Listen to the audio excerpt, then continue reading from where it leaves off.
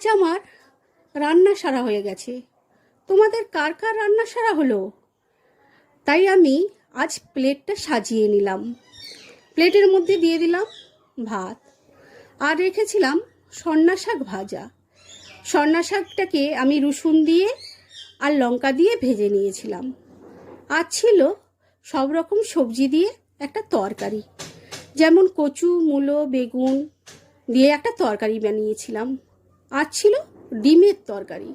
ডিমকে ঝুড়ো ঝুড়ো করে ভেজে আলু দিয়ে আমি তরকারিটা বানিয়েছিলাম। আর রেখেছিলাম টকের ডাল।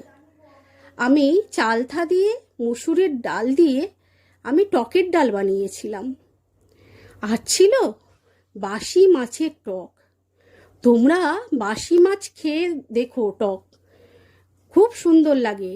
আমার বাসি মাছ ছিল, তাই সেটাকে আমি আমড়া দিয়ে আমি চাটনি বানিয়ে নিলাম।